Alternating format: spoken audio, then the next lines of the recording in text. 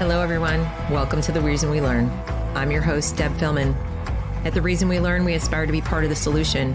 The purpose of this show is to take a good, honest, potentially painful look at the way kids are being educated.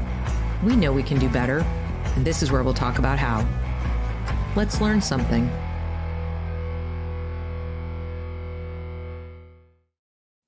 Hello, everyone. Welcome to The Reason We Learn. I'm your host, Deb Philman. If this is your first time at this channel, please consider subscribing so you can be notified when I make new content. Please also like and share this broadcast with other people you know who are interested in the topic of school choice or just education in general. That could be anybody, any taxpayer. It doesn't have to be a parent. So this is a very important topic, and more important now pretty much than ever, because we're undergoing a lot of changes in American education at a rapid fire pace. And you really should be well informed about it. And that's what we're going to attempt to do this evening. My guest this evening, well, all my guests for these shows are people who are doing their best to improve education any way they can, usually at the grassroots level. And Kristin is no exception. Kristin Ferklic is a Hoosier mom from Indiana who is now getting more active in her education politics in her state because she has kids who went to private school, then they switched to public school. And, along the way, she was able to use, some of the benefits of what you might call school choice. And she started as a supporter of it. And then over time, realized what was going on, took a good look at what was happening with it, what it actually was, and decided, wait a minute, this is not what I thought it was at all. So she sat down and wrote a Substack article, and we're going to bring that up and I'm going to show it to you. I want you all to read it because it's deeply researched and there's some details in there you're going to need to see that we may not get into here. But she took it apart in terms of whether or not it really is the conservative solution. It's sold very often as a conservative approach to school reform. And I think she did a brilliant job. And I invited her to come on here and talk to us about how she did it. And so without further ado, please join me in welcoming Kristin Ferklic to the studio. Hello. Hello. Thanks for having me. Thanks for coming. I really mean it. Your article was fantastic. And I loved the structure of it. So why don't you take us through your story a little bit in terms of your involvement just with schools and even school choice and all that? Sure. Well, originally, like as you said, I was for school choice, and at this point, it's April Fools. I feel like I'm the fool here. I'm outing myself today officially. Um, I had our children, or we had our children in private schools for most of their educational career, and at the middle school level, we decided we would put them out into the big bad world and move to the best district in the state of Indiana, so they say. After a couple years, we had had enough of a rude awakening and had some really, really ugly experiences and decided to go back to the private school system. And at this point, our children were in advanced grades, and it was considerably more of an expense to put them back in. And that is right about the time that Indiana had expanded the voucher program, or rather the eligibility to the voucher program, and removing some of the income limits that allowed us to get on this. And I felt like it was the solution to our problems, and it was in an immediate sense. And I think that that's where a lot of people a lot of parents get hooked into this, because it is a solution that they see when they're trying to get out of ideologically ridden schools.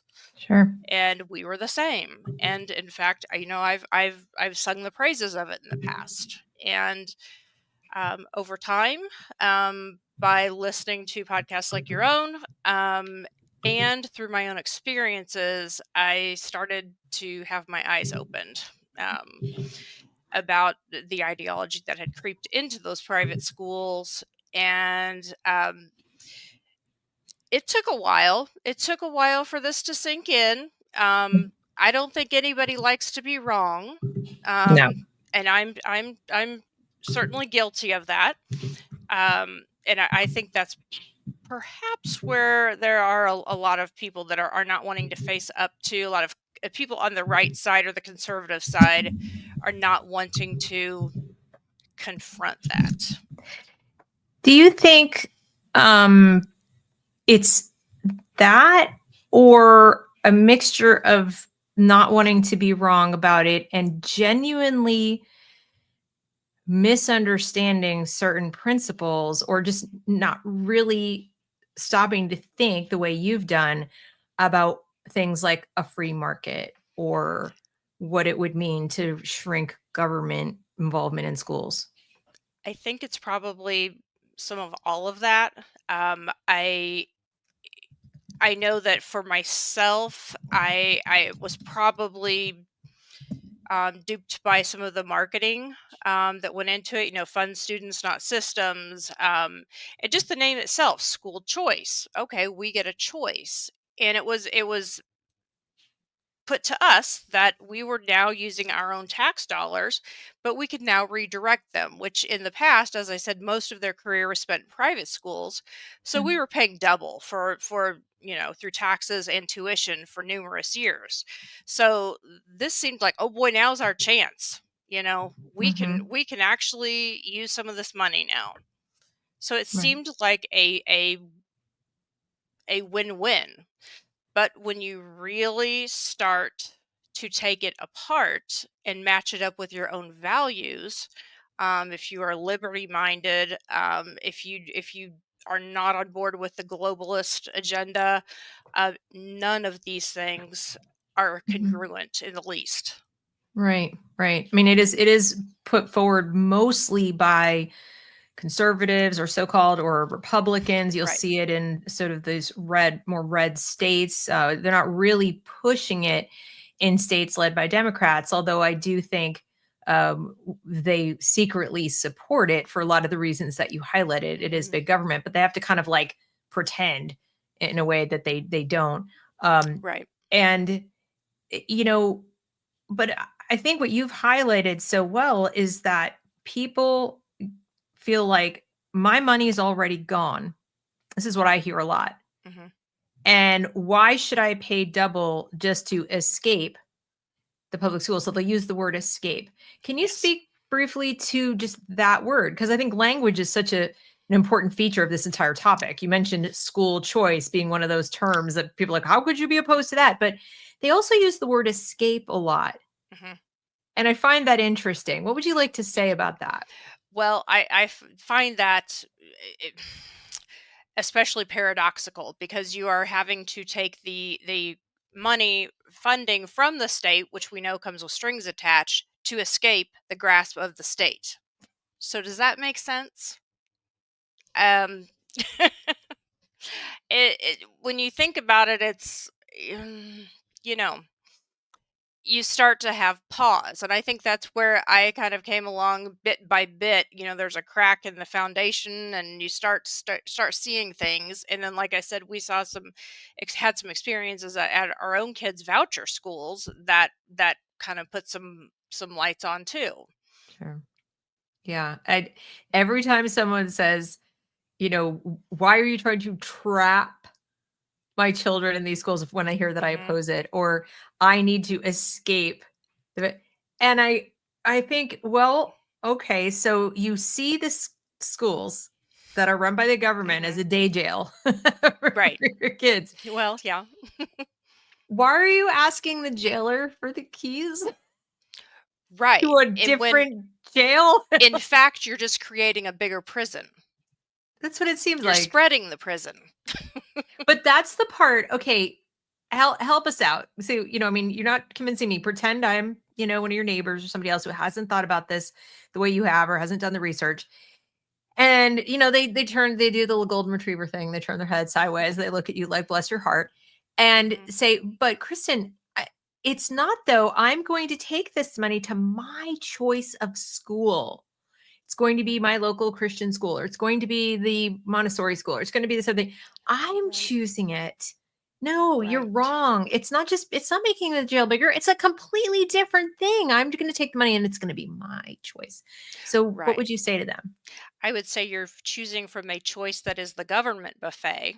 It is not truly your own choice. And those dollars that you are accepting, or the school is accepting, I guess, in the end, um, come with many, many caveats.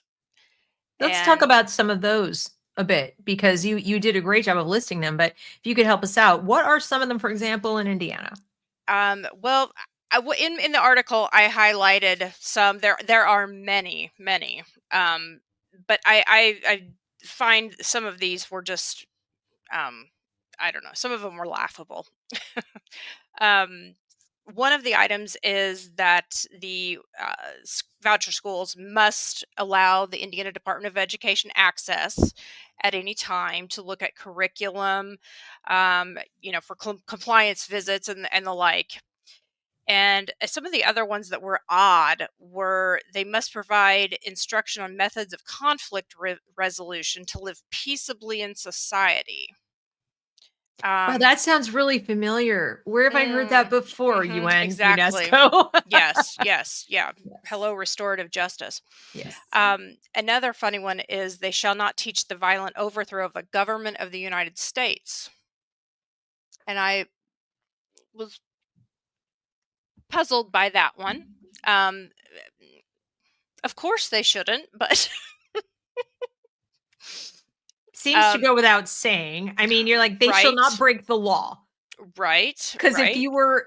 if you wouldn't have to be a public school, you could be a private, totally private school taking no dollars. And if you were actively teaching the children how Hmm. to violently overthrow the government, how to Yes, do anything violently for that matter, that's right, that's against the law. That's incitement. right, right. Why Yes, would you do that? yeah, some of the things that are stated in the law, are just odd. And at the beginning of the entire section, they try to state, although I don't know, it's not enforceable in any way. They clarify that it is to honor. They wish to honor the autonomy of non-public schools that choose to become eligible schools under this chapter. And that non-public school is not an agent of the state or federal government. So I feel while a they butt. I feel a butt. exactly everything that comes after is then we talk about the tyranny. Yes, I mean they regulate everything from like the number and type of playgrounds that must be at a voucher school for you to qualify. I mean it's down to the nitty gritty. Wow. What do they require of homeschooling families who take money, or are they not allowed yet in Indiana? We are not yet, not yet. Okay. We have I mean, education. I think that's good because they Yes, shouldn't have that. But I think uh, we're on our way though, very quickly, yeah, because when you very said things quickly. like you have to have a playground, so they're like, what's next? Are they going to investigate how Right. many hours outside you spend or whatever?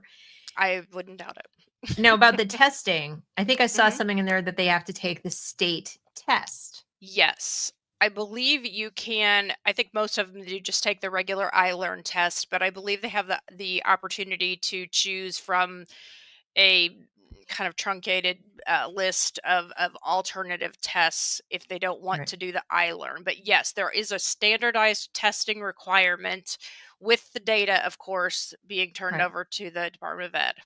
Right. And I Hmm. think what most people don't understand is, on the one hand, you'll get people who say, well, of course, it's taxpayer dollars. Shouldn't we want Hmm. oversight? And as a taxpayer, I do want oversight. I don't necessarily Exactly. want these dollars going to a madrasa and teaching kids about, like whatever. But at the same time, I know that the dollars they claim fund students, not systems, right? Right. And they claim it's your money. They deny, or at least change the subject every time one of us brings up that it's a subsidy, because most people receiving it, especially if it's means tested, Hmm. are not paying that amount, even though it is Right. a smaller amount than the per student outlay for public school. They're not paying that much in taxes in the first place. So it's not really dollar for dollar their money, No. but they sell school choice as though it is. Like you're getting back your money Yes. and then some, right? So you Yes. feel like, but then they turn around and justify all this oversight by saying it's not your money. Like it's your money, but it's not your money, but it is your money, but it's not your money. Yes, there are a lot of paradoxes here. A lot. Yes, I So, find that consistently coming up.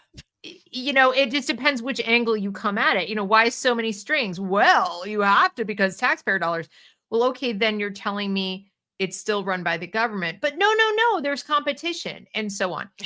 And Yeah. so let's go to the free market thing because now that you've addressed the issue of confusion and paradox and just what they call it at the top Yeah. level. Hmm.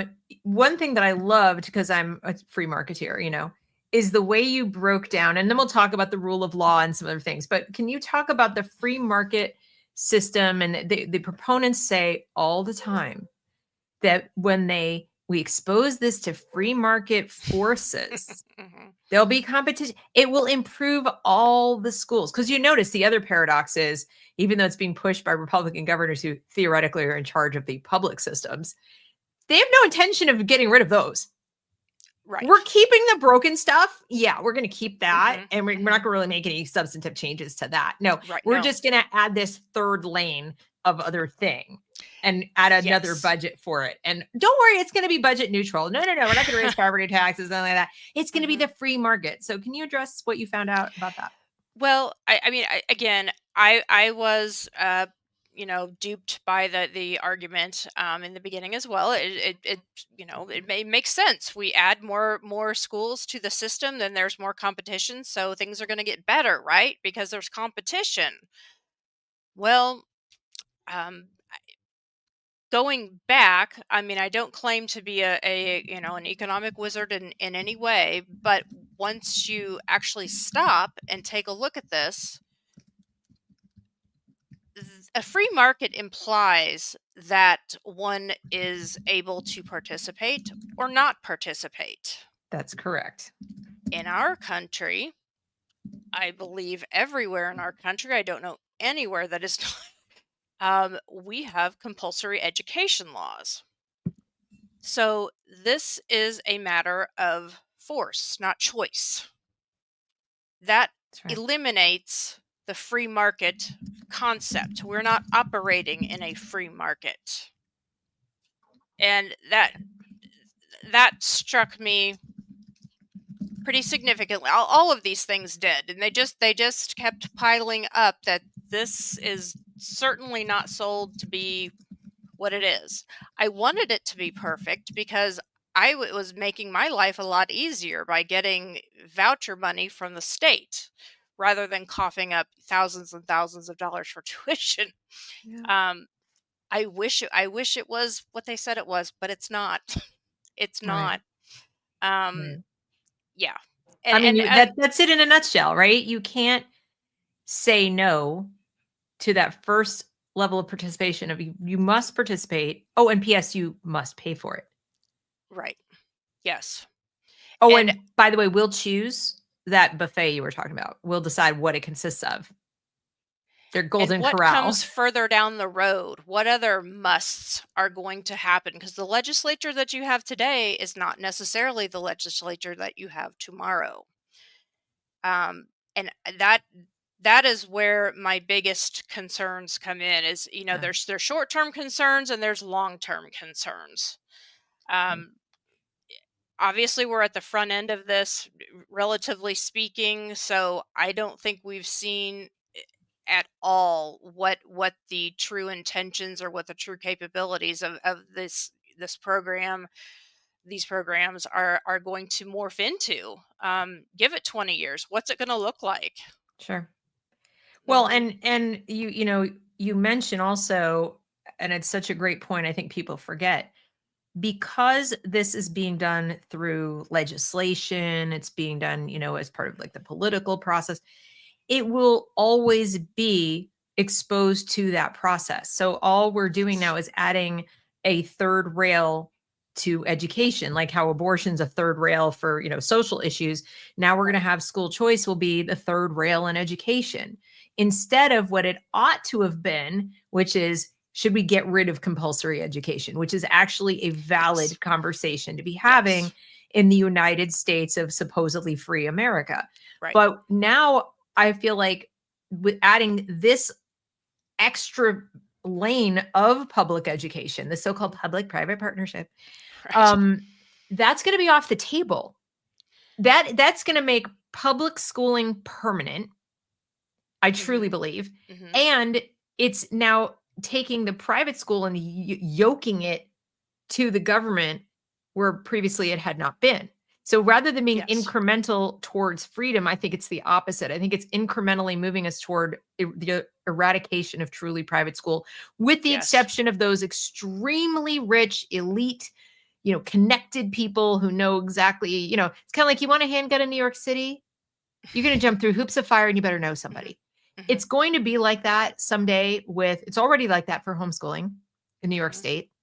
And it's going to have to be like that even for private schooling. Right now, private school in New York is like, $60 to $80,000. It's Right. insane. Right. So what's it going to be when they say, well, we're giving you money to go to a private school. We don't, it's going to be incredibly expensive. We've seen that there's precedent, right? We've seen it with healthcare, the Yes. That's Affordable Care Act. a great, yes, that's a great parallel, and one that probably struck me the hardest was considering that this system is actually single payer education. Yes. And I don't know of any conservative peer of mine that was for Obamacare. Um, so when we put these things side by side and look at them, it's exactly what we're doing. It may not be there yet, but we're laying the tracks, laying the groundwork to get there, and in some cases in very short order. Right. But it has all the right enemies, doesn't it? The teachers union, Yes. the Mhm. public schools, Mhm. the Democrats. Like, so it's what I feel like these days when you want to sell a policy, the most important part of your marketing campaign is finding the right bad guys who oppose it. Mhm. So it's not so much that you're getting people to support it. Mhm. You're showing them that the right people, the people you hate it, therefore it's Right. good. And Right. and when somebody like when we pop up our heads and go, I don't like it either. No Yes. fan of the teachers unions, but I'm not a fan either. What's the first thing they say? They accuse us of being shills for those villains. Yes. There's Mhm. no idea that you could be a separate group of opponent or a conservative opponent or a libertarian opponent or just a free thinking individual who is not politically connected Right. at all and sees the, reads the tea leaves. It's if you're not with us, you're against it. The people who at least claim to hate it are the enemies of conservatives, ergo, we're the good guys. Mhm. That's what I'm Yes. seeing. I would agree with that. And Yeah. that very much seems to be true. But at the same time, those people that are making those claims, I would just ask them to pause, because Right. I like I said, I wished that this was the solution to all of our education problems. Right. Um, it would be great, It would but be. it's not. It's we're creating a bigger problem, and I honestly feel that this is one of the biggest threats to liberty looking down the road. Um, I How do mean, you we see that playing out? Tell me some more about that when you say that. What's your take? I foresee that long, as I was saying there, I think there's short-term consequences and long-term consequences, and in some cases they look very different. But I believe that in the long term, I can only see government regulations increasing. Um, I fear with the language that they use, regarding some of the schools. I feel like that we're going to move to a time when we see mandated participation by both private schools and, as you were talking about, homeschool. Right. I feel like homeschool is one of the greatest barometers we have um, on this issue, because I believe that they're the last holdout. People that truly homeschool, not educated home, but people that truly homeschool. Right. And I think that they are a high value target for, well, for globalists, for those on the left, and I would certainly lump people that are supposedly on the right into some of that as well. But I think that getting it, they foresee it as a way to get inside the home, Yes. for a myriad of things, not just the education, but once that barrier is eliminated. Right. Well, they, even with those students who are in schools, whether they're public or private, they are blurring the lines between the home and school through the Oh, sure. mental health and wellness and community SEL, school whole programs, child. all of Hmm. that.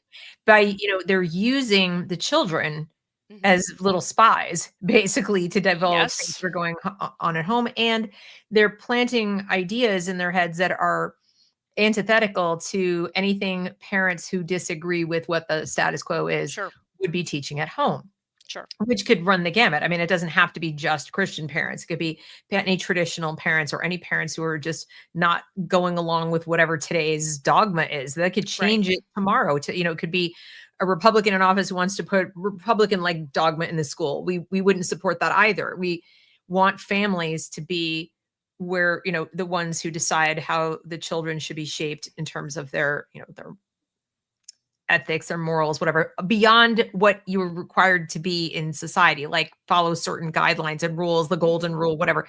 But in terms of your spiritual feelings, your Yes. relationships with your family, the relative importance of your family to total strangers, Hmm. your attitude towards charity, the kinds of things that are deeply personal and have really Yes. nothing to do with your academic achievement or even your behavior in school, they want all of it. They want all Absolutely. of it. Hmm. And um, so I think they've already done a lot within the public schools to invade. I think they've also already done a lot in the private schools, as you've pointed Yes. out, to do that through Hmm. accreditation Hmm. groups. Hmm. And the last holdouts are homeschoolers. Hmm. As you said, the true homeschoolers, not the sort of post-COVID, I think I'll do an online school that is otherwise accredited like K-12 or a Right. CELIS or something, by the Hmm. government. But no, I'm picking my own books and we're not even using a curriculum other than one that's made by other homeschoolers. And, I don't want anything to do with those things. Right. Um, I Where think, the parent defines right, education. right. And anybody who's ever read the writings or speeches of the great dictators would already know that they were adamant that they have to Hmm. get the children at the youngest ages to get them Yes. to go along with, what their program or their plan is. You can't say no. So that's why I said, when you brought up the free market stuff, I thought that was so important because people need to understand that the fundamental principle is I get to say no to participating at all. Not just because, even as a homeschooler Hmm. now, they have my money. I can't not participate. I cannot Hmm. send my child to the school, Hmm. but I don't get to keep my money. Still, I'd rather walk away from it than follow their rules of how I get to use it. So that's a sacrifice I'm willing to make. But that conversation's off the table now. Because if I want to have that conversation or any other free market supporter wants to have the conversation about getting rid of compulsory education, all we're going to get back is what you don't need to do that. We'll take the voucher. We'll just set you up with your ESA. Well, you don't need to end the compulsory nature of it. You just get apply for your subsidy.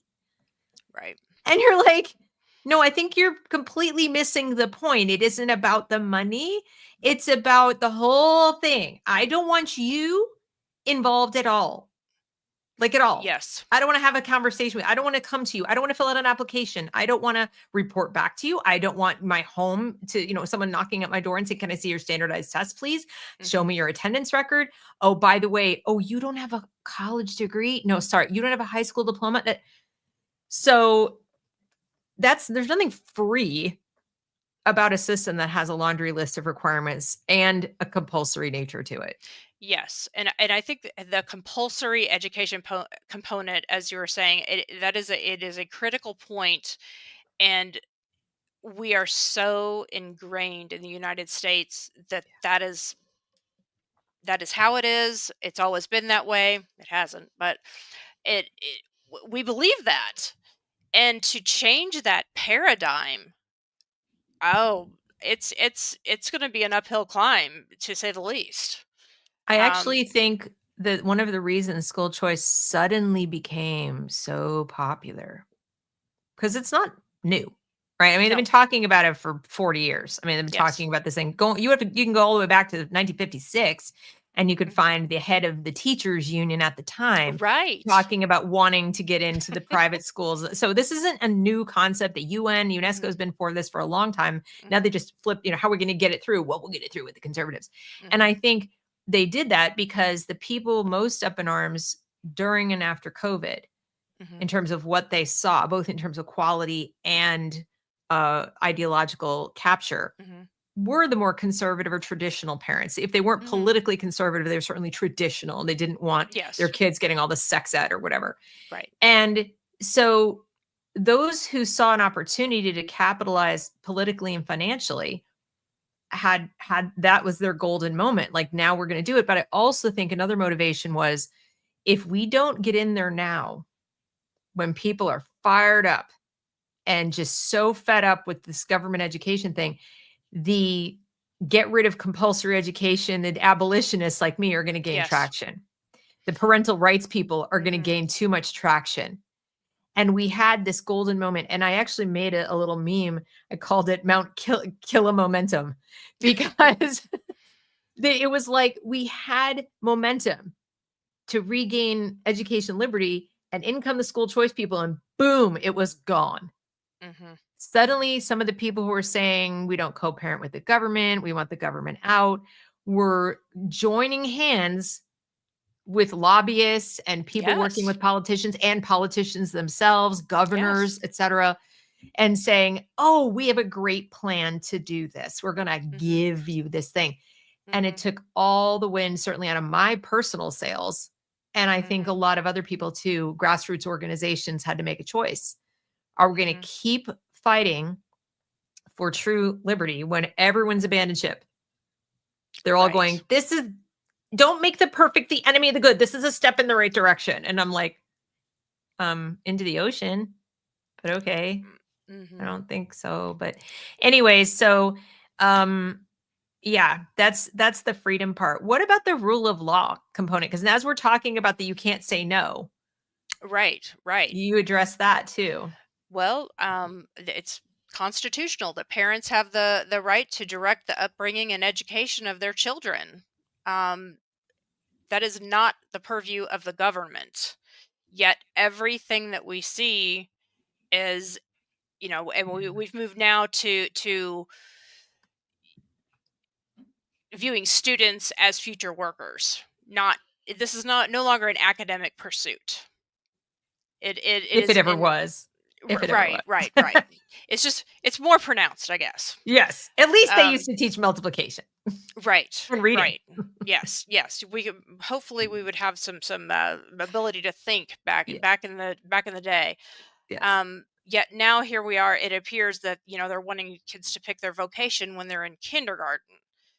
Yeah. Um, but going back, like you were saying, with the rule of law, it is the purview of the parent, and that has to be reinforced because parents have been so maligned in their ability to just raise their own children. They've been told that it's that they need the help of an expert. You can't possibly do that, or especially you can't possibly educate your own child. You need us as experts with all of the degrees and the tech and this and that. Um, but again, it's one of those points that it's a black and white point. It's in writing, and I think that people, if they consider these, if they stop to consider these points and not consider the marketing, the viewpoint comes out quite different. That's right. That's right. I'm going to bring up your article because I want to read that section that you have where you talk about the rule of law specifically. And so that was right here. And where you said, first things first, the education of children is a purview of parents, not the state. This constitutional right, due process clause, 14th Amendment, has been affirmed by the Supreme Court and is stated concisely for Hoosiers in Attorney General Todd Rokita's Parents' Bill of Rights. The United States Supreme Court recognizes that parents have a fundamental right to direct the upbringing and education of children under their control. Pierce versus Society of Sisters. This is the decision that allowed us to homeschool at all or to send our kids Yes. to parochial school. Yes. We must keep this principle top of mind when evaluating all things in education, especially where the intersection of the state occurs. And then this next part is so important. Although this right was affirmed a century ago by the US Supreme Court, parents have been clearly and methodically distanced from this role, primarily through the introduction of state-funded models of education. Parents have been told they are incapable and inadequate teachers. They learned they needed expert government assistance to rear their children properly. And don't we hear that constantly? If you're on Mhm. social media, as an example, and you try to say anything about teaching, where'd you get your teaching degree? And what Yes. I think is so funny, it's like, oh, right, I was taught in schools and that wasn't good enough. You didn't do a good enough job teaching me to raise my own children. That seems like a pretty bad Right. job that you did there. Mhm. Yeah. Absolutely. Absolutely. Yeah. And increasingly as well, I'm seeing people get involved in the business of telling parents how to rear our children who don't have children Yes. themselves. That is not to say that people who have no children have nothing, constructive to add True. to our efforts. Of course they do. But it is weird to me the number of people involved in boostering not just the existing system, but also the school choice system, who either don't have kids or they don't have school aged kids yet or anymore. So they're kind of not really directly affected by a lot of this. Mhm. And or they love to use things like so and so sent their kids to private school as if it's a bad thing. How many times have you heard Yes. that as an Yes. argument for school choice against somebody who opposes it? Didn't you send your children to private school?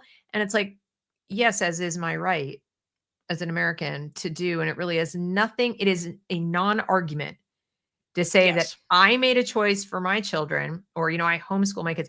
I made a choice for my kids because that's my job. That's literally my responsibility.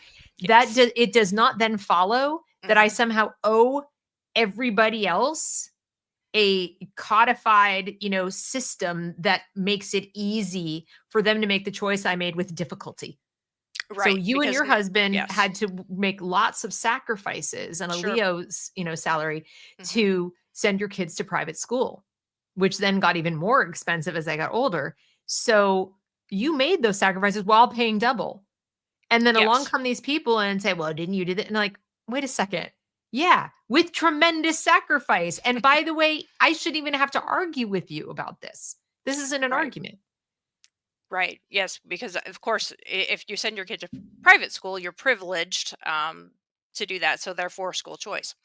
Right. It Um, sounds eerily similar to a lot of the leftist arguments about things being not fair, privileged, etc. yes. And that was another thing. That's kind of when the red flag went up for me, was when I started hearing people who claim to be, on the right or conservative Republicans, whatever, talking about ESAs and vouchers framed as it's not fair. And Yeah. then when you look at the fact that in many states, and yours in particular, it's not means tested. Yeah. Not anymore. If Right. we're almost there to universal. Right. So then that's telling me like, this is okay. So you sold it to people, this notion like you don't want to trap poor kids in these failing schools. Right. And then suddenly it's like the people who were otherwise already sending their kids to private school are now going to get a subsidy from the government besides. It Yes. And seems a little weird. And I'm not I'm not one of these eat the rich people by any stretch of the imagination, but I don't believe in subsidies for anyone. So I especially don't believe in them for people who don't need them. Like that's like crazy. yes, and it is interesting when you start to look at the numbers and considering, is this even sustainable? Mhm. Um, I at the current rate of growth here, it will not be. If we keep going as we are, the outlays, I think the average for 2023-24 was around $6,200 per student. Right. Um, Well, and it what's had going to be the fastest way though to cut that budget, do you think? Ooh, well, there's going to be, I think, some rude awakenings for the people that are receiving their subsidy. I think the subsidies are going to get cut. Eligibility will get cut. Um, like I said, Or it's things. AI education will take over. Yes, that is another avenue. Yes, because that would be an incredible cost savings in their viewpoint. Right. Um, to just stick kids in front of computers all day long. Now they're going to run into some problems though, because the union teachers are not going to like, being out of a job, because it's the labor that's expensive. Hmm.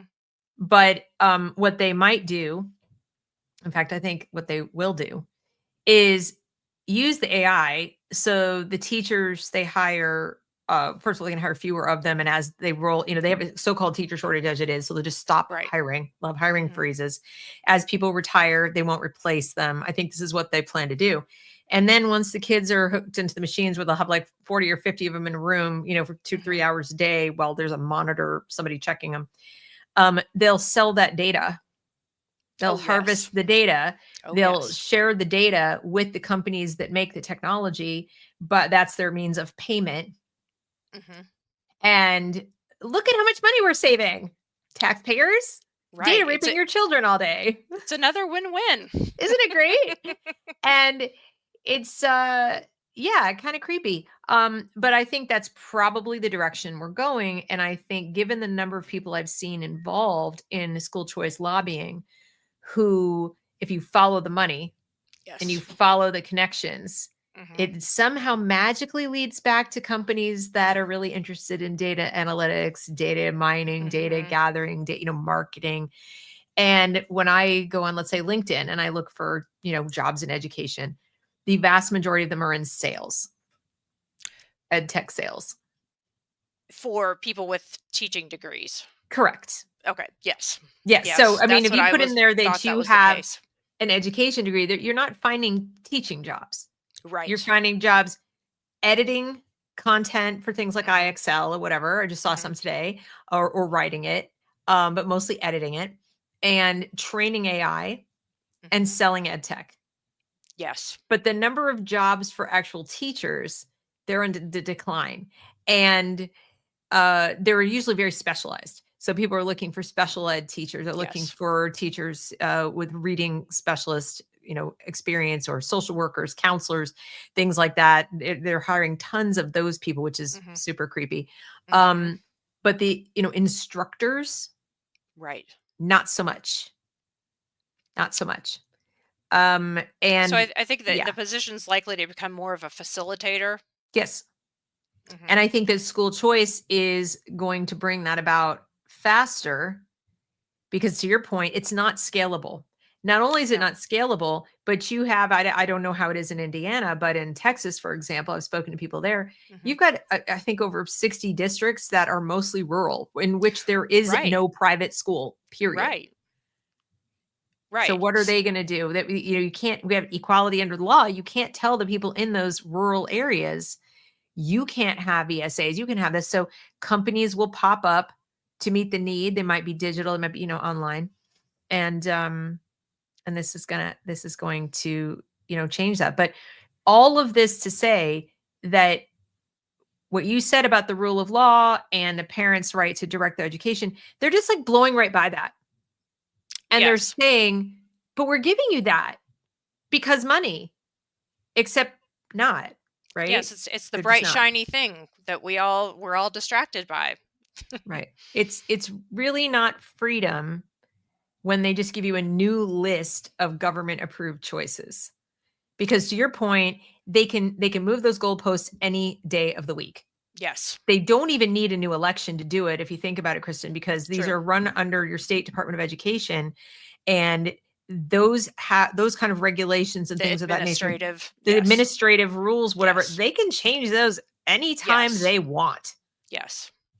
That They is don't true. need to go through another election to do it. That's the problem with regulation. So whether you're a person who wants to start a company or, start a school that would accept this money, or you're a parent who wants to use it, you're going to be looking over your shoulder like every 2 seconds, like, is this going to be around next year? Am I going to still have my money next year? Do I have to change how I do things in 6 months?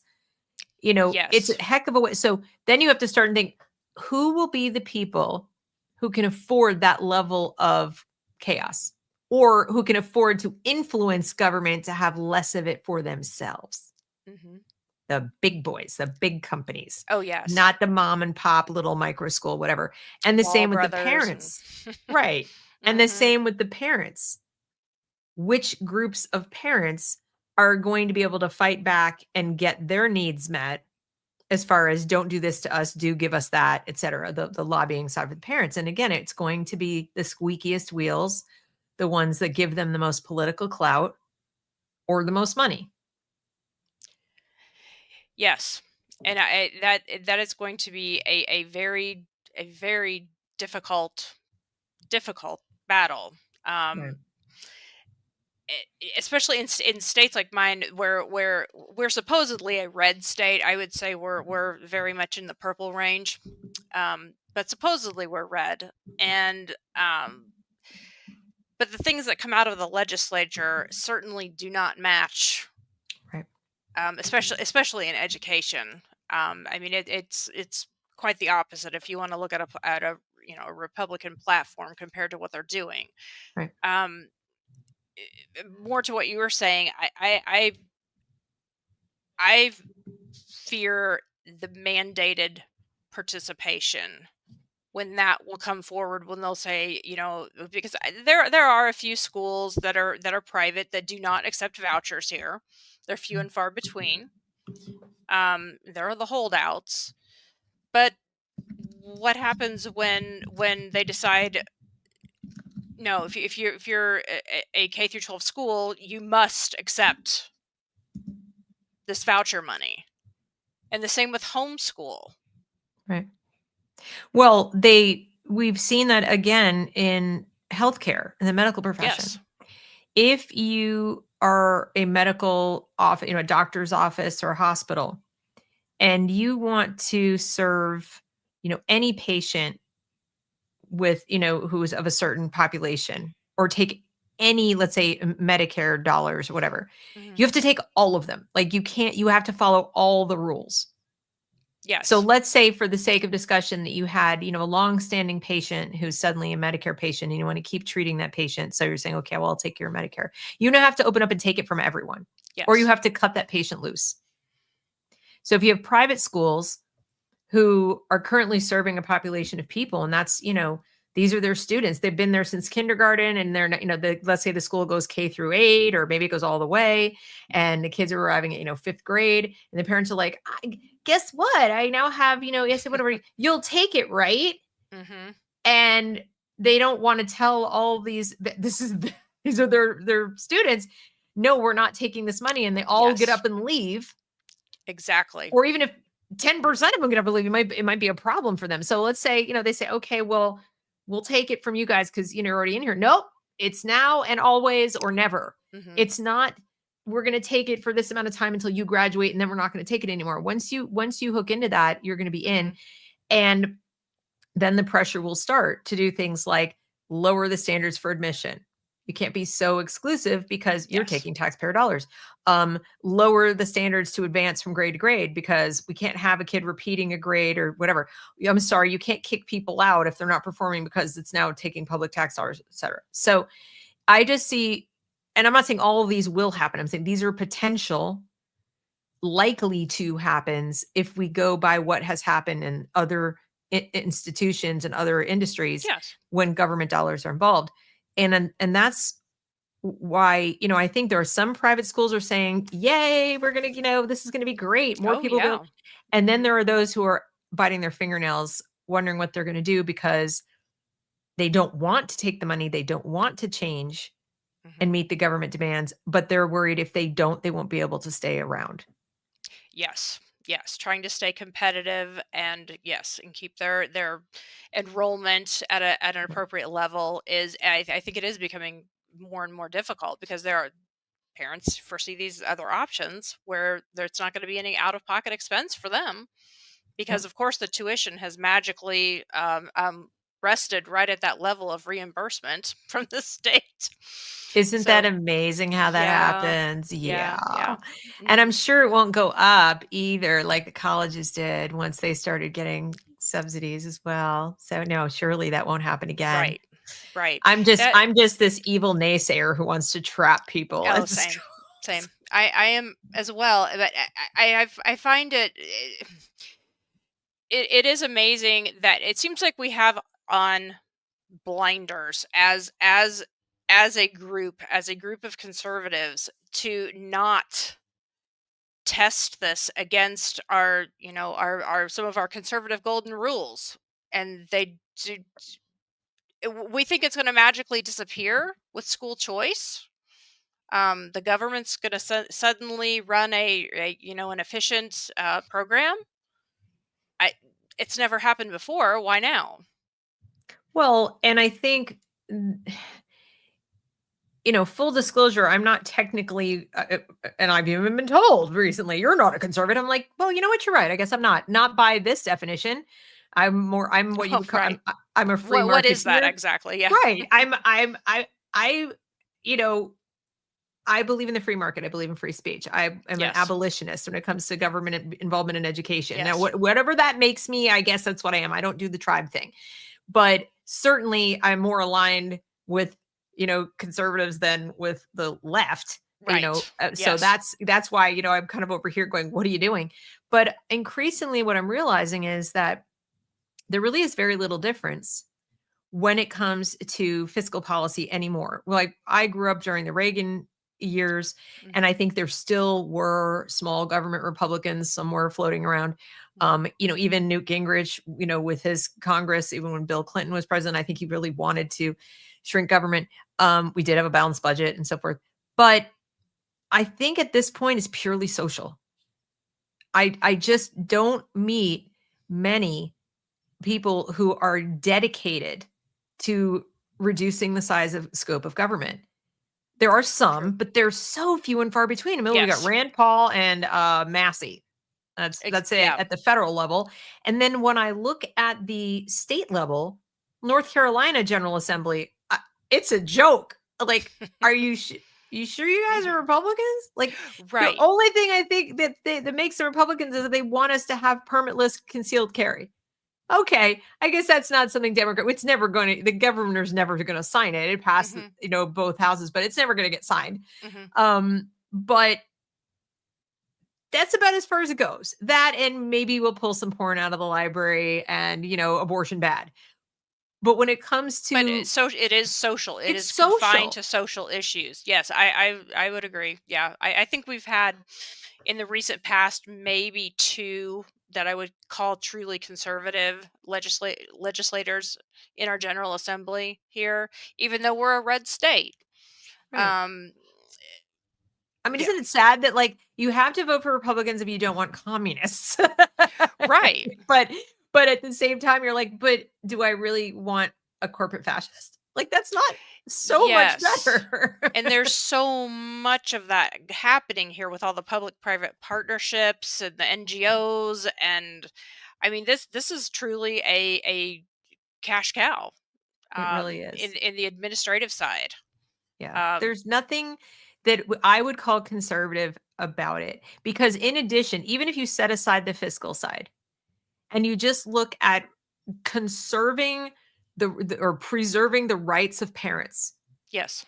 restoring the home as the center of learning, for the child's, social and emotional well-being, that is not being championed either. In fact, I'm seeing Oh, the absolutely not. opposite. I am seeing Republicans, let's say, the governor of Utah and some of these, explicitly talking about the importance of social emotional learning programs and Oh, yes. mental health and wellness programs and community schooling. And I'm just like, blah, blah, blah, like, what are you doing? You're literally championing the state parenting the children. When in the history of ever was that a conservative principle? Right. I'm Yeah, at a loss. it's stunning. It is truly stunning. I mean, the whole child, it's everywhere. I mean, you hear that language in multiple private schools. It's Right. just it's ubiquitous at this point. And this is the kind of Nomo says, do you own any guns? If so, how many? This was a question on a medical form when being established with a new physician. The same principle applies with education, the far-reaching arm of government. That this is happening in our schools, in the social and emotional learning stuff. And as these dollars come into the private schools, they will likewise have questions of that Oh, yes, nature. the surveys. The surveys, they're not, I really think people who believe that because school choice is currently championed by Republicans pretty much exclusively, that means all the bad things in terms of curriculum will be gone from the schools that get these dollars. And like, so you want the government to clamp down on schools, because that's what that means.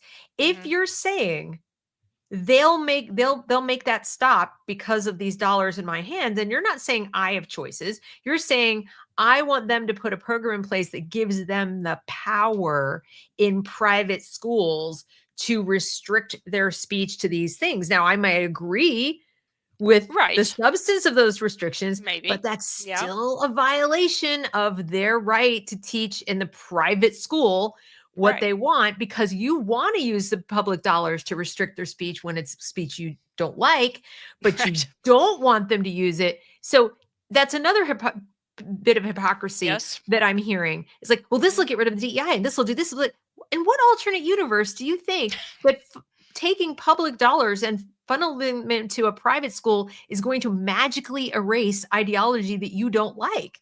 No, that's a function of who's sitting in the administrative office making the rules and what party they're from, not a function of school choice dollars. Because it's, as you pointed out earlier, they're the customer, not the parent. Yes. Yes. And those with those dollars, you're essentially turning every private school into a public school. Once those dollars enter, the public school comes with it. That's right. I just don't see a way that you can rationalize that. Once you truly confront that, and understand that. Well, because what's the argument against it? The very next election, you'll have Democrats and school and teachers unions saying things like, this isn't right. They're getting tax dollars to go to these private schools where they don't have to meet these same standards, or they don't have to teach these 10 things that we have to teach, or they're not going to be tested on this and that and the other, or they're including religion and that's, a violation, whatever. And what are the solid arguments against their point? That's the scary part. There's you don't have they're any. tax dollars that there should be accountability and controls, but we can't have it both ways. We can't leave the government, outside the doors, yet take that money without all of the rest of it coming with it. You just don't have the moral high ground to stand on, and you don't even have the legal ground to stand on it, because courts have decided again and again and again that if you take so much as $1, I mean, like, it doesn't even have to be a large sum of money, they absolutely can make you subject to those regulations and or require you to do things that you weren't previously going to do, like hire union teachers. If they Yes. negotiate with the state for a contract and state dollars are being diverted to go somewhere else, and the teachers union can argue that they're trying to undermine your contractual agreements or the collective bargaining of the state or whatever by funneling money to entities that don't hire union teachers, that's going to be settled in court. And I Yes. don't think the state's going to win. I hate to Right. say it. I mean, I'm against unions and all this junk. But Mhm. once you let that in the door, there's no upside except for the politicians and the Yes. corporations who are going to benefit. The corporation that's going to administer the program, because that's going to be usually privately done. They're not going to open Mhm. up a new arm of the government. So there'll be some Mhm. private corporation Yes. doing it. Mhm. 10% for off the top for the big guy, right? This is in Texas, Yeah. is what they said. Mhm. And then you've got the corporations that are going to get the benefit of the data that's being Yes. harvested, Yes. who are going to open up these new education like arms of their corporation to get the tax Mhm. money and or the tax breaks. In other states, they might be doing pay for success scholarships or whatever. And there are going to be corporations popping up out of nowhere overnight to Yes. take advantage of this money. And just like with the charters, suddenly everyone wanted to open a charter school. Now, with the Right. charter system, they had to at least go through a process of approving the charters, and there were a limited number of charters and so on. But once they do school choice, they're going to have to fast track that because they don't have enough private schools to meet the demand. Yes. I yes, yeah, it goes back to the whole sustainability issue. I just don't see as far as monetarily, it's going to collapse the system if they Unless they continue raise to. property taxes or add a new tax. Yes, absolutely. So, Mhm. again, those people who are also fighting to get either reduced property taxes or elimination of property taxes, like they were in Yes. Texas. Did you Yes. notice that? However, as soon as we had momentum, both for truly privatizing education and getting rid of these compulsory rules, and for getting rid of property taxes in some states, up pops school choice. Up pops school choice is Interesting. the issue of like, we got to get this passed. We got to get passed right now. It's urgent, urgent, urgent. Like, Mhm. couldn't possibly let those parents gain any ground or the taxpayers gain any ground to get rid of this, because a lot of the reason that the anti-property tax movement got a lot of traction was they started looking at COVID at what their money was paying for. Yes. And they're like, I'm sorry, what? Like, what is this crap? No, we Yes. don't want to pay for this anymore. Fund it some other way. You want to have these people indoctrinating other people's children, my children, whatever. Mhm. Figure it out. Fund it some other way. Don't make me rent my own house. And this was actually gaining ground in a number of states, and it's going to be dead now. Like, That is dead. interesting, because there is a huge argument in our state house right now about property taxes, and there's also a measure in the budget to remove all income caps for school choice. So that's only going to expand that program. Um, Okay. So you kind of have to wonder, how is it that these things are like happening simultaneously? So, mhm. you know, it's not even that it's so nefarious that there are people sitting in a dark room saying, "How do we control the people?" Right. It's not that. It's that people who have power don't want to lose power. Oh, for And in sure. addition to not wanting to Mhm. lose power, they need something to run on. They have their whole existence is running for reelection or running for election. They Mhm. need issues that have a lot of sound bites, that have, enemies that you can easily point to, and Mhm. like the bad guys don't like it and all, like we talked about, because of social media marketing and all that. So if they don't keep a nice bucket of issues that stimulate anger, Yes. they have nothing to offer.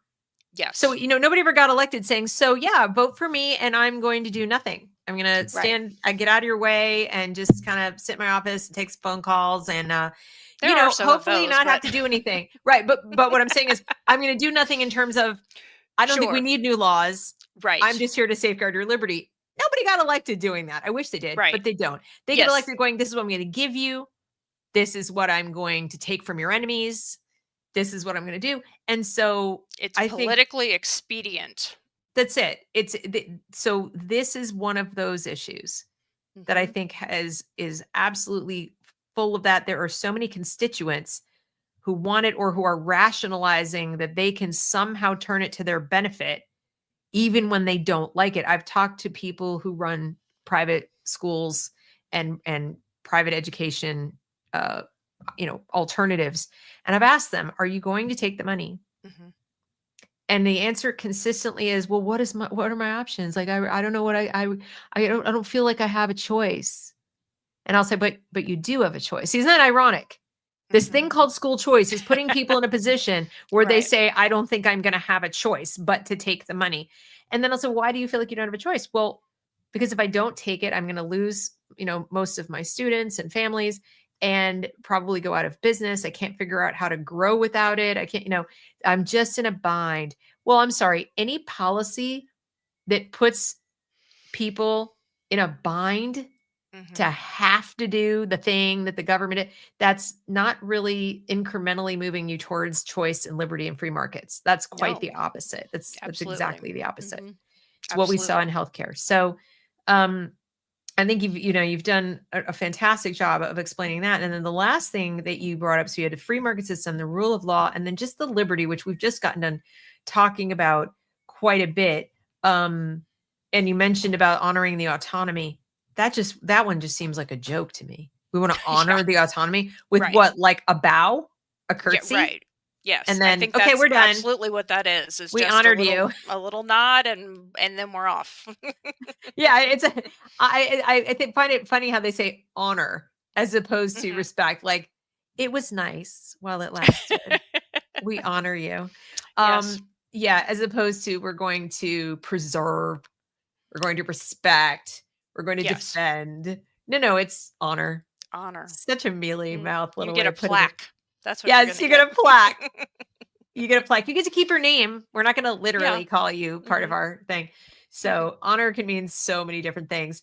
And then you mentioned all the different regulations. We talked a little bit about, must make necessary provisions concerning limited English proficient students. Yes. Yes. That's why Yeah. I said, if I want to take some of the money because my Mhm. current students want to use the vouchers, Mhm. I now have to spend money to make accommodations for students I may or may not even have. Like, let's say Yes. I don't have non-English speaking students, but I bet in order to take the money, I've got to make these provisions. I got to spend a bunch of money. Well, now I'm going to be going out and wanting to recruit students to make it worth my while. Otherwise, I just spend a Right. bunch of money making accommodations for people who don't exist. Yes. Uh, Yes. This is That is an interesting aspect. Very interesting. Our Indiana House education chairman, Bob Baining, he runs a program out of Marian University, which is a local private Catholic institution, and it's called City Connects. And this program has put into public, private, Catholic, Lutheran. It is a program where they install a counselor in the school, an actual warm body, and then provide that person with a whole dashboard of tools and places to refer children that have problems with it. Could be anything from speech therapy to actual emotional counseling to it runs the gamut of these services where they will plug these children into. They've essentially created a public school social work setting in these private schools by bringing this in. And this is piggybacking on school choice because these schools have now accepted so many children that are in some cases in need of services, but the private school is not set up. So yes, our Indiana House chairman, he has a solution for you, funded by grant money. and what is that solution? Well, he runs. It's called the Center for Vibrant Children at Oh, he Marion. runs it. He runs it. He is the How convenient. executive director. How Yes. convenient. Yes. Yes. Mm, Mhm. Mhm. yeah. Mhm. Okay. Yes. He both approves the grants that come in from the feds at the state level, and then is on the other end peddling these services. And this is legal? I've been screaming about it for at least 4 years now, about a conflict of interest, and yeah, a little bit. Hmm. Wow. Yeah, it's interesting. It is. And I thought Betsy DeVos was bad. Oh, yes, it is. We've got some stuff going on in our legislature. Yes, for Wow. sure. Hmm. Wow. Yes. And That then is that crazy. it's actually a subsidiary program from Boston University. So the connections run far and wide. Insane. That's just Hmm. um and it's funny because in addition to this obvious corruption, which you Hmm. just highlighted that somehow people are missing, I guess, they're busy doing other things. Um, you mentioned earlier that uh the ideology that everybody is hoping to run away from. So Yeah. if they're not running away from poor academic performance and, poor teaching, Hmm. they're, in fact, I would say it's probably more 60-40. People are running away from ideology than running away from, the academic stuff. Hmm. But you mentioned in your piece, I'm going to bring it back up so I can show people what I'm looking at. Hold on one second. It's here again. All right. So this is the part where you talked about, the strings attached. And Hmm. and you said, they're often obscured by the school choice proponents. Obscured, they tell us we're paranoid. They straight up call us liars. Yes. Um, globalists are keen to announce, you Yes. mentioned this early in the show, to announce their plans. And her Substack, and Lisa Logan is great. We've had her on the show a bunch of times, Hmm. her Education Manifesto. She lays out the very concerning and very public intentions of globalists in companion articles, The Strings of School Choice, followed by UNESCO's vision for school choice. The following month, in the July article, Logan directs readers to the chain of evidence. By the way, guys, there is a mountain of evidence. Yes. She'd have to write 10 articles to go through all of it. But one entity who is very transparent about the strings attached to government money is UNESCO, the United Nations Education, Scientific, and Cultural Organization, who's been charged with seeing the UN Sustainable Development Goals SDG 4, quality and inclusive education for all. So that equity stuff that people are trying to run away from? Right. Yeah. This Right. subject was addressed in a background paper commissioned for their global education monitoring report that was highlighted in the article, The Strings of School Choice. So that commissioned background paper, regulating public-private partnerships governing non-state schools, an Yeah. equity perspective focused Hmm. on regulation, standardized assessments, etc. So, and lest you think that this is just a reason to keep voting for Republicans and just, it's okay, we just won't elect any Democrats and everything will be fine. The Republicans are doing this too, you guys. Yes. There's no, in fact, it's worse than that. They're paying zero attention to this. So, I mean, they're either actively participating or when you bring it up, they look at you like a deer in headlights and they have no idea what you're talking about. Yes. And the way this gets in is not necessarily because the idiot politician who's just looking for a new way to get elected and says, school choice, yeah, that sounds good. It's because the teacher training programs, the corporations and NGOs that are going to pop up to grab the money, all the other entities that are going to make this actionable. Like the money's going to go somewhere. And there'll be teachers, there'll be professionals on the ground, there'll be schools, there'll be corporations, there'll be all these people coming in to grab at this honeypot of money. They're paying very close attention to this. Absolutely. They agree with it. They want it. The way that our schools became these indoctrination centers was from within.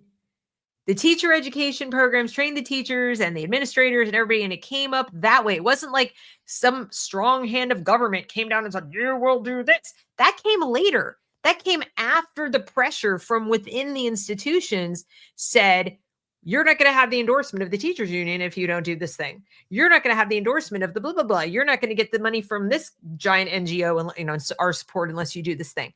So they didn't come up with it. George Bush, when he was like, sure, no child left behind. He wasn't thinking, I'm making possible UNESCO's dream come true. Probably didn't even know about it. Just like Donald Trump right now, I believe in my whole heart, has absolutely no idea that he is championing and trumpeting, like this national school choice, this great thing, and that the people over at UNESCO are going, it's so funny. Right. He has no idea. I really believe that. I don't think he's part of it. I think he just doesn't realize. Oh, I Because don't it think so either. comes up from within. But that's what it is, you guys.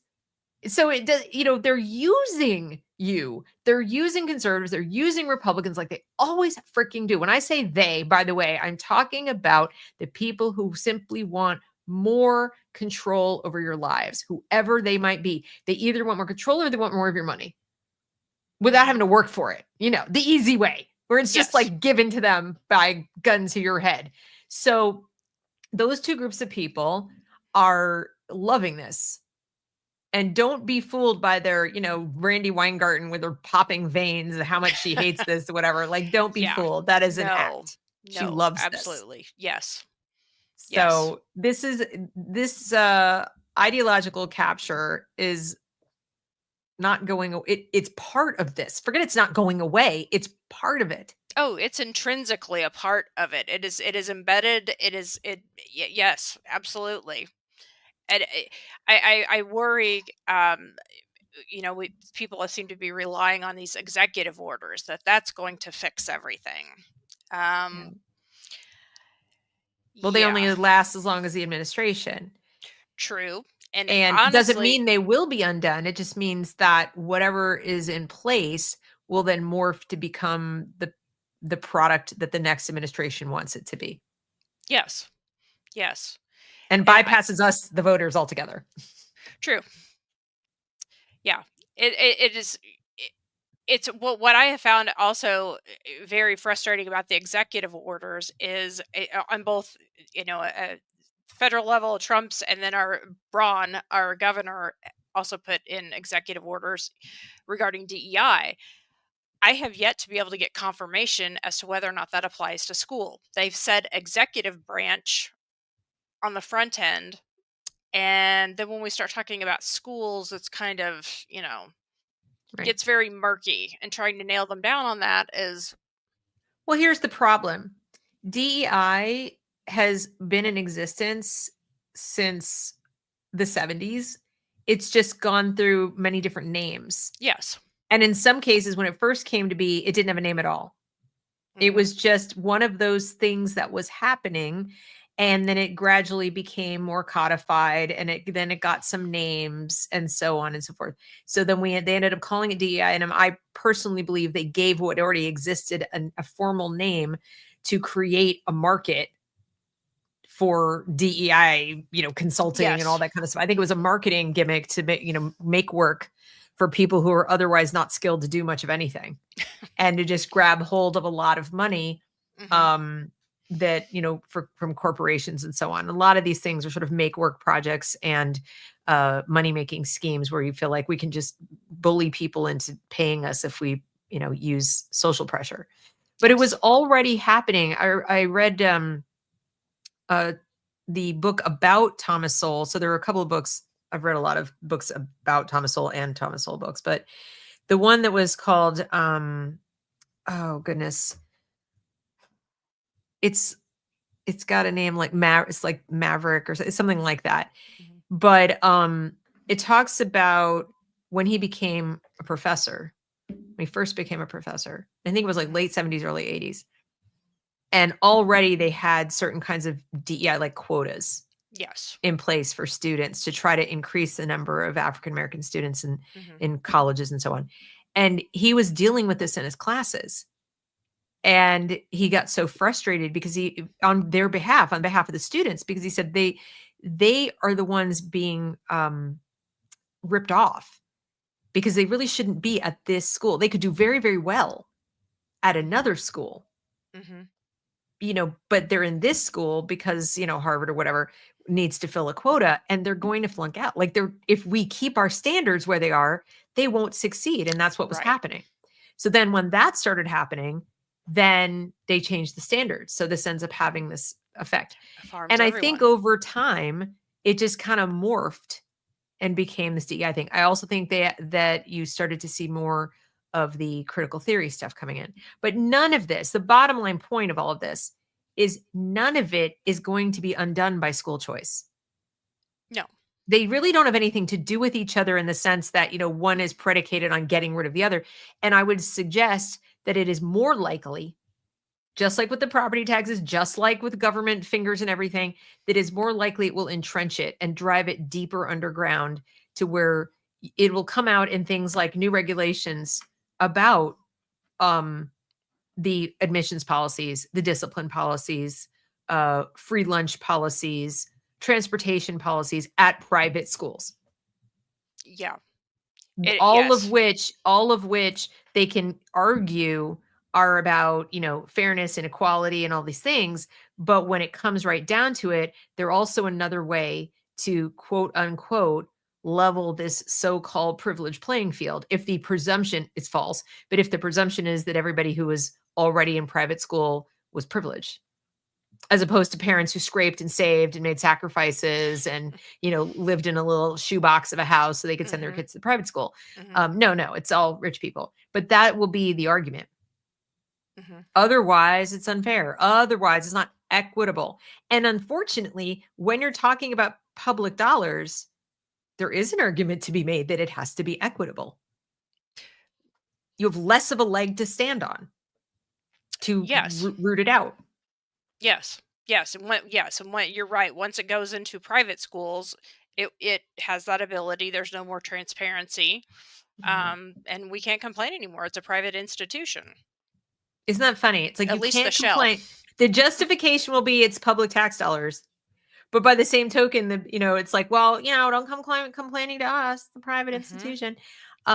Meanwhile, ironically, parents in the public system right now, as bad as it is, do have certain protections that you don't have in a private school. So that same private school taking your money through through this combination of public and private dollars, if they want to kick you out because you're complaining about anything, really, even a charter school, if you don't like what they're doing, whatever, they're happy to show you the door. There will be somebody else waiting to come in with their voucher because they can't take everybody. So you go and complain and you're out. And then you've got to go back to the public school anyway. When you complain at the public school level, they literally can't kick you out for complaining. Like they can't do that. And there is a school board. I mean, we can debate how effective they are, whatever. They're going to make it harder to sue a private school than it already is. It's already really hard. They're going to make it even harder by making it part of the government. But they're going to retain those elements that are private that protect the private school so that private schools won't be dissuaded from taking the dollars. And I think the only thing that would make a private school say, now we're not going to take that money is feeling like they're more exposed by virtue of taking it to parental whining and complaining.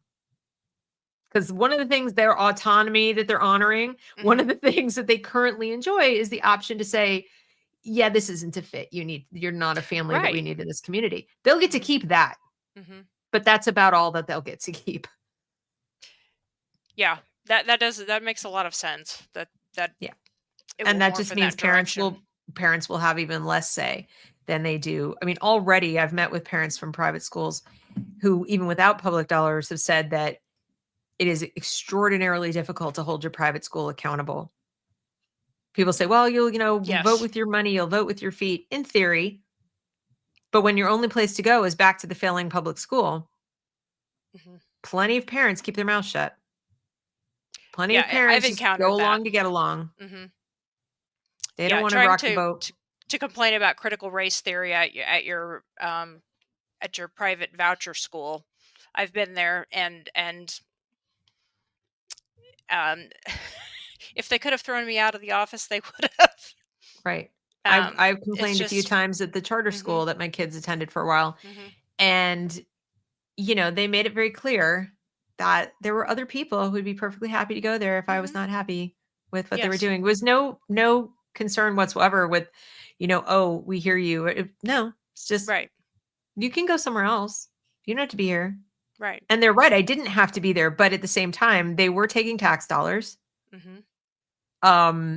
They were effectively a public school. It's just a charter school. And, they were, And my kid got in, on the lottery like all the other kids who were there, but they Mhm. couldn't care less. She was Right. just a No. number. No. Yeah. Once they've got your voucher money, your They don't okay. care. They No. don't care. No. So it's very different than the free market system where you're the customer and they have to earn it. They still, like I said, with the private schools where they really are having to earn it and people are forking over their own checks, they're still, hard to hold accountable. People think, oh, well, they'll do what I say. No, they don't work that way. Well, it's going to get exponentially harder when it's public money. It'll work Yes, it less will. hard Yes. for you. So I just don't see how people see this as a solution, except insofar as they're equating change with improvement. Yes. That is probably the direction, at least that they hope the masses Yeah. equate it. Yeah. So what do you think, what has worked in your experience when you've met with parents who are, all in or whatever? Have you had any success explaining to them what's going on? Have you had any other people say, wow, okay, yeah, I get it now? Or are most people shutting you out and saying, I don't want to hear it, etc.? Well, since I've just recently outed myself as being against school choice, this is kind of a new You're avenue out of the for me. closet. Exactly. Yeah, yeah. It seems like there are just two very staunch camps, that you're for it, or you're against it. Now, of course, being on the conservative-ish side and being against it, you know, that's an entity all to its own, which seems to be, I hope, growing. I think people are starting to catch on. Um, but it truly is trying to explain this to people and not raise their ire is like threading a needle. Yeah. Because I mean, you're taking their government cheese, and nobody wants to, first of all, admit you're wrong. Second, potentially give up that money.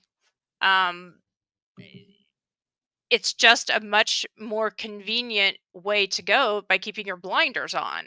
But where I can no longer do that, because I see where this extrapolates into the future, and I feel a keen responsibility for my children and everyone else's children that are going to come along in 20 years, and this is going to be an absolutely tyrannical system where there just literally is no choice Right. for anyone.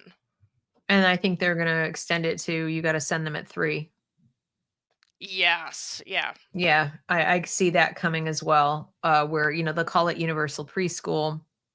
And then, it will graduate from universal preschool to, if you want to get school choice dollars in the future, you need to, it's like you don't have a choice. They're going to Oh, have it's to a start. prerequisite.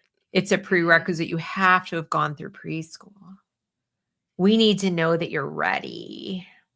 Yeah. Then you can have the school choice dollars for the private schools. Otherwise, I mean, Mhm. I'm just spitballing here, but I think any and all things that they can use to encourage parents to parent less, Yes. they're going to use. And And and unfortunately, many people glom onto that when it is a convenience. Oh, you're going to take the kid off of my hands, earlier and for a longer day and all these wonderful things. it makes me Um, wonder why people have children. Like I just and none of these politicians, they talk about, oh, the family, especially on the right. The family is so yes. precious and Hmm. important. It's so Hmm. very important. And I'm thinking, then why are you so eager to break up the family, to separate the Hmm. child from its mother or its family, whatever, and its home at earlier and earlier ages and have it Right. raised by strangers?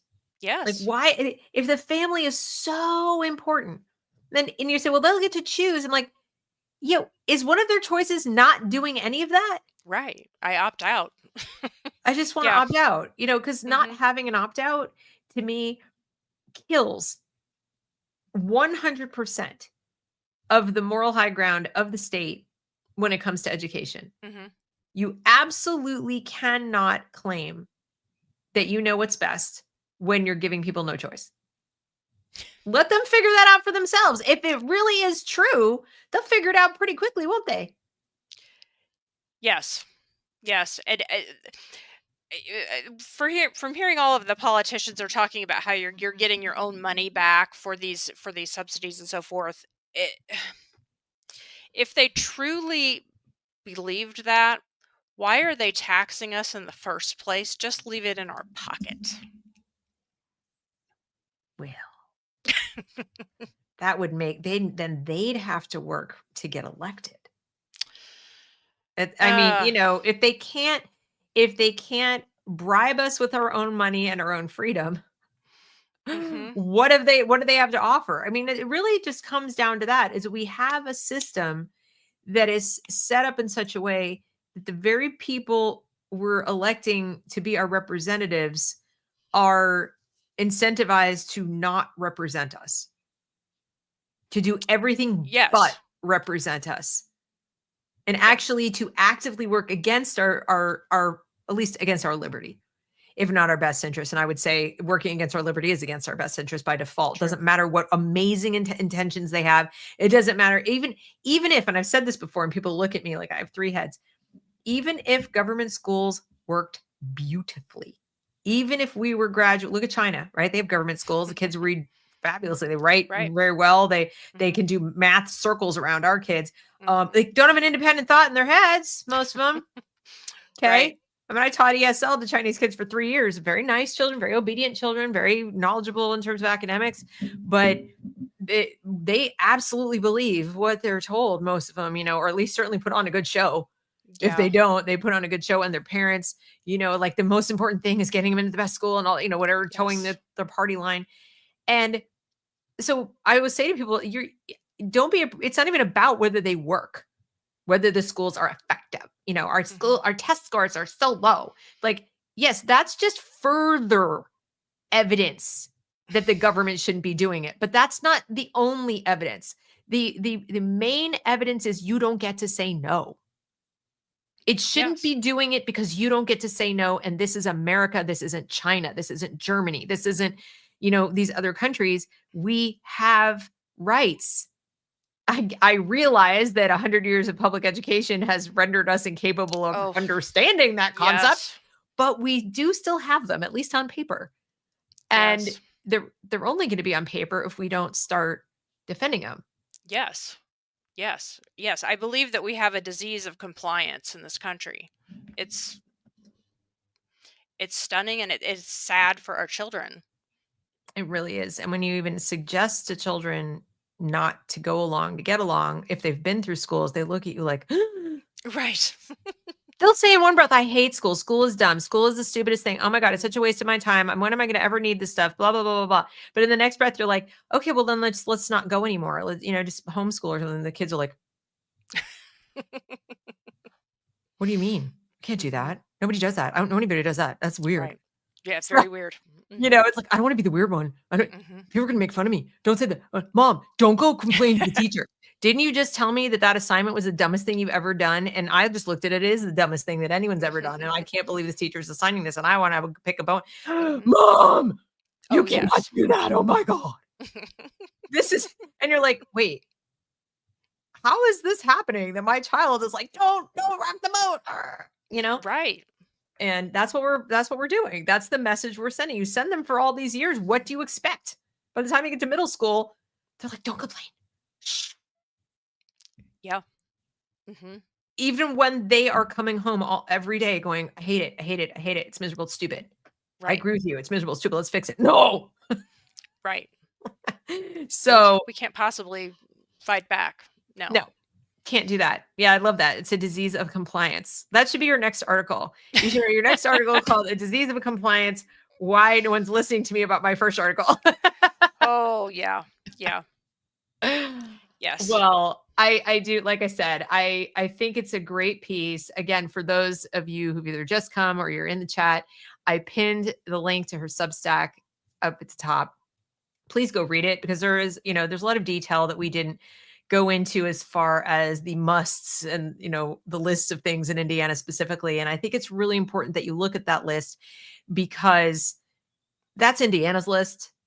Your state Right. will have another list. It might cross over, have some of the same things, but it gives you a sampling of the kinds of strings that will be attached. And please bear in mind that the people selling this in Indiana are saying they don't have strings attached. They're calling people like Kristin paranoid. What do you mean strings? Yes. These things I'm the here? weirdo conspiracy theorist. It's not a theory Right. It's on paper. I when can see it.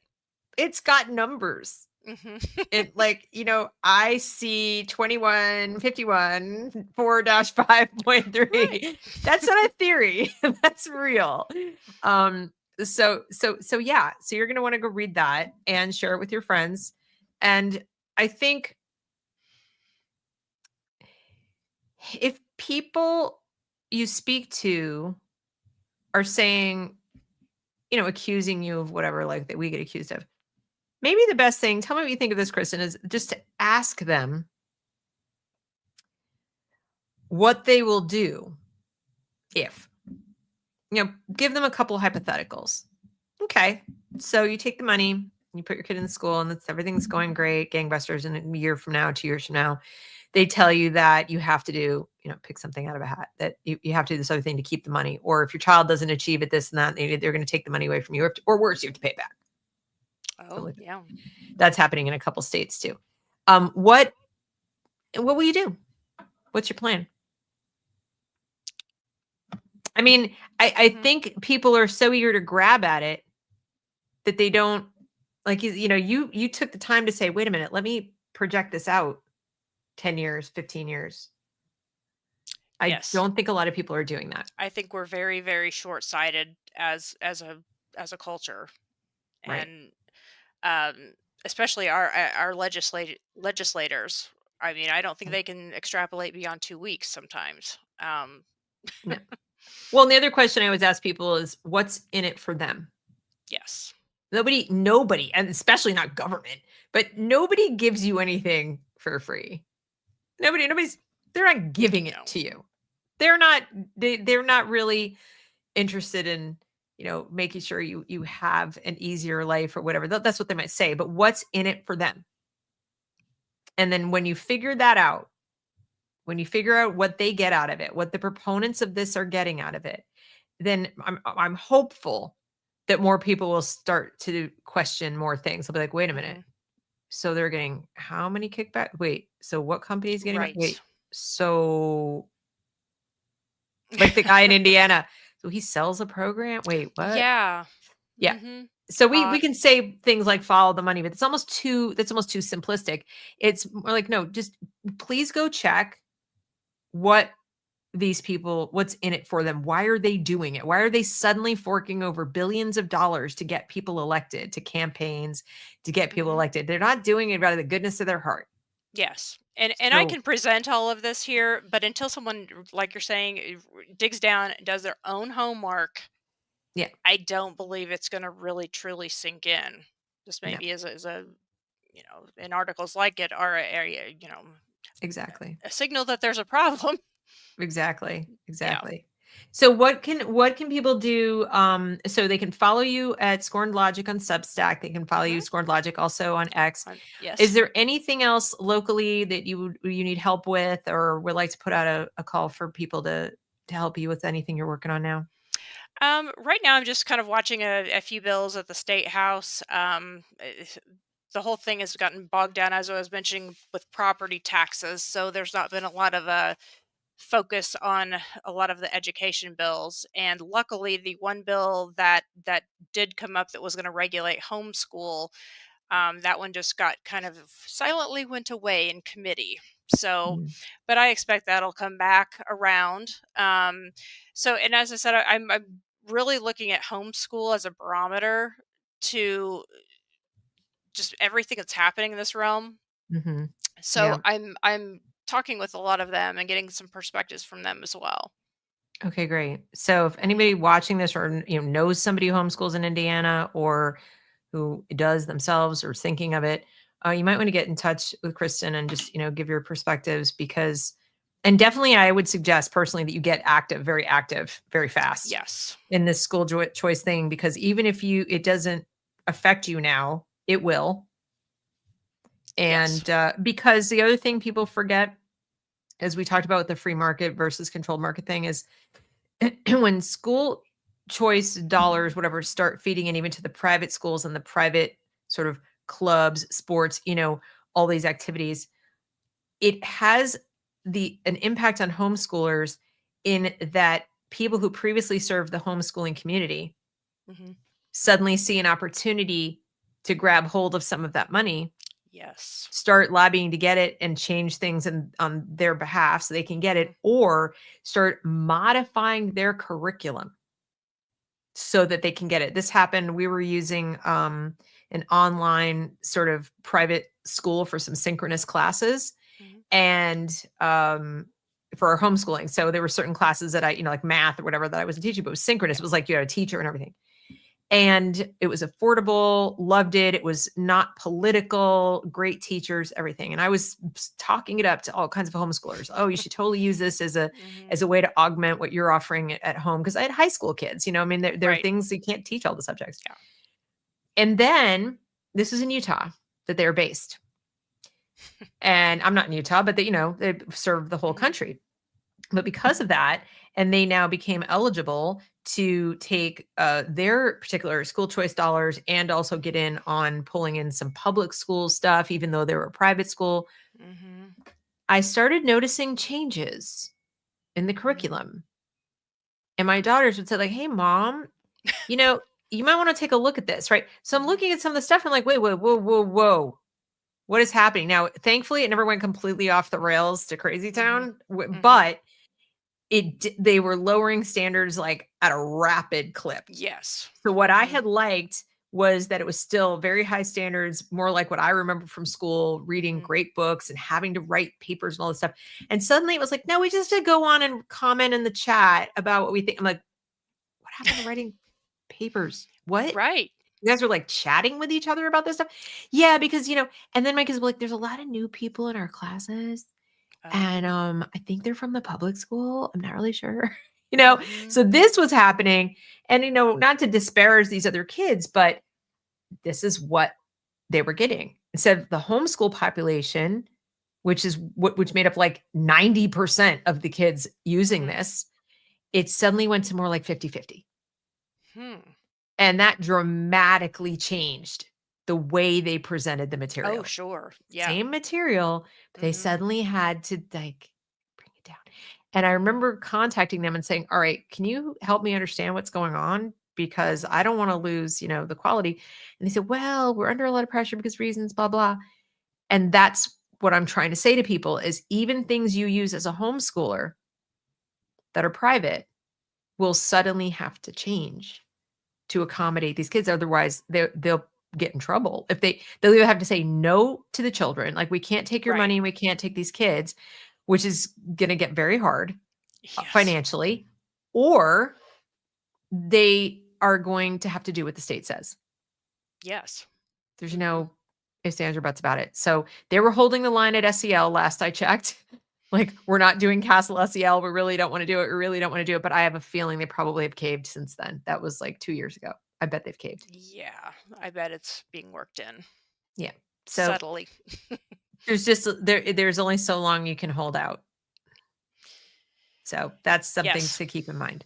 So yeah, ask who benefits and double check all these things. But homeschoolers need to get in touch with Kristin in Indiana and get active right away. Thank you. Any final thoughts?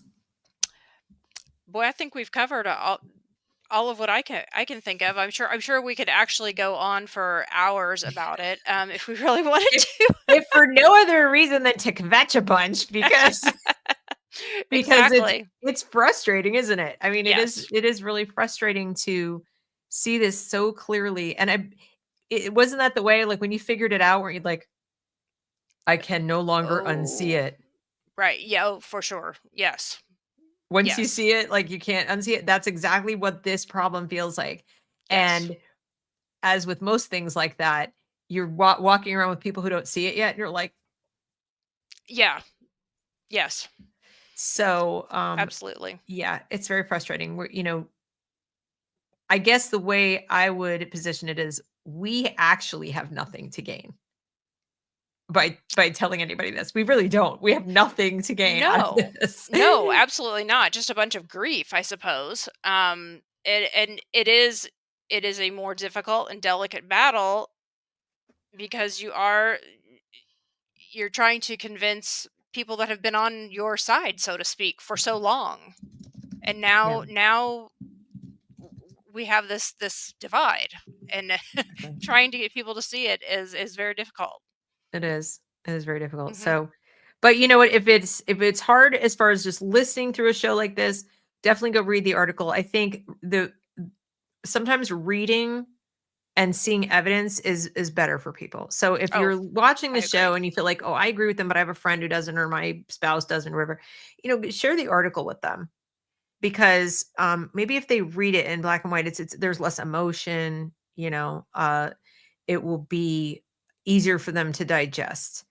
But it is very important because we'll all be affected. Our liberty in general is going to hinge on what happens in education. I firmly believe that. They took a chunk out of it with Obamacare, Mhm. and I think this might be the last hurrah. Right. This will affect absolutely everyone. It will. And I You think can't get away most from it. most Americans are unaware of the fact that we are the only country in the world that protects home-based education. The only one. And there are countries where it is illegal. Germany, it's still, since Hitler, it is still illegal to educate your own children. You cannot do it. I didn't realize that we were the only one. We're the only one. There are other countries where you can homeschool your children. It's Mhm. not to say that there are places where you can't. It's just that they have to have some kind of a disability. There has to be some really good reason. Okay. They have to be some kind of world-class athlete where they're traveling all over the place. Okay. In other words, they need permission and extenuating circumstances and all Mhm. kinds of things. There is no legal protection. Decision, that Supreme Court decision that you cited with the Little Sisters, Mhm. that is a form of protection that sort of like our Second Amendment makes it so they can't completely take away our right to bear arms. Well, that decision, although it's not as firm as the Second Amendment, uh, it does protect our right to home-based education. There are states, in my personal opinion, that violate that, like New York State and Massachusetts and a couple of others where they make it so incredibly difficult, just like it's so incredibly difficult to own a gun in some of these states, Mhm. that they're pretty much violating your rights. But Mhm. it's still possible, and people could move. They could Yes. move to another state. So as a country, we still have protections in place that make it possible without undue restrictions. You don't have to have 17 reasons why in the whole country to do it. Other countries are not so lucky. And we could end up just like those other countries very, very quickly. And Yes, we that's what could. UNESCO wants. Mhm. It happened in Sweden, where it Yes. only took 10 years. They Mhm. got universal school choice. And Mhm. within 10 years, homeschooling was illegal and private school and public school were indistinguishable. They all use the same curriculum. Yes, it's a homogenization That's right. across all the school models. So the only thing the parents are choosing at that point is the location, the Mhm. buildings, the facilities, to a certain degree, maybe safety, because if a building is located in a certain neighborhood and they can get their kid into that private school, and then maybe there aren't as many fights. And look, I know there are plenty of parents out there right now who only want to leave the public schools for safety.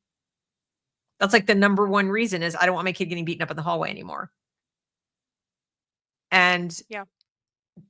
you're selling your freedom for your kid not getting beaten up in the hallway. Like, think about that for a second. Maybe just pull them out altogether and do something else, I don't Right. know. But Right. anyway. All right. Well, I am so grateful to you for coming on and sharing all this with us, and making me feel validated.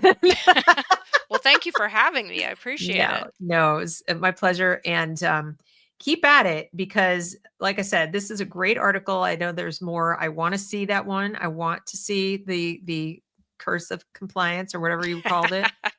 That was brilliant. That should be the next title. So I'm going to be looking for it. I want to see Okay, that. we can find Okay. lots of examples, I'm sure. I'm sure you could. I'm sure you could. So everybody, thank you so much for coming. Please like, share, and subscribe, and do follow Kristin. And I guess we'll see you next time. Take it All easy. right. Thank you.